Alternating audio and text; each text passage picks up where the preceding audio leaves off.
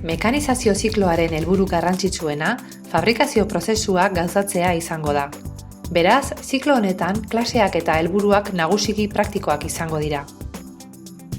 Zikloa ahalik eta praktikoen irakasten saiatzen gara, eta zikloari ikuspegi globala ematen diogu, erronken bidez orientatuz.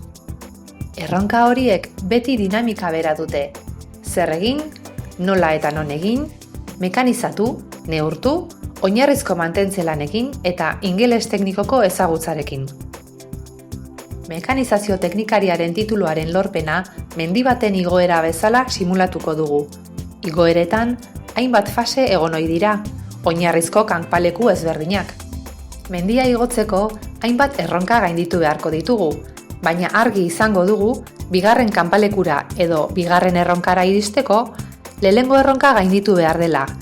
Ezin da bigarren erronkatik bosgarren erronkara zuzenean igaro.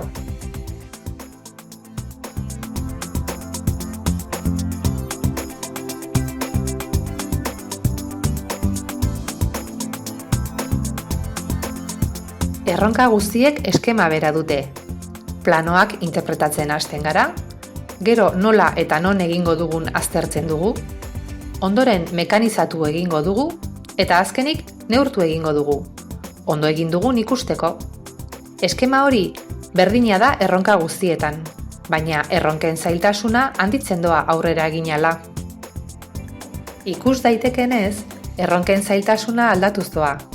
Hasteko, eskuzko erremintak erabiltzen ditugu, eta azkenik elektroigadura bidez mekanizatutako piezekin, CNC makinekin, arteztutakoekin eta abarrekin amaituko dugu. Plangintzari dagokionez, erronkaren arabera egiten dugu, eta beti irekia da. Edozen arrazoirengatik, grebak edo dena delakoak, planoak interpretatzen atzeratzen bagara, zikloaren plangintza aldatzen dugu erronkaren koherentziari eusteko. Horrek irakasleen koordinazio eta malgutasun handia eskatzen du.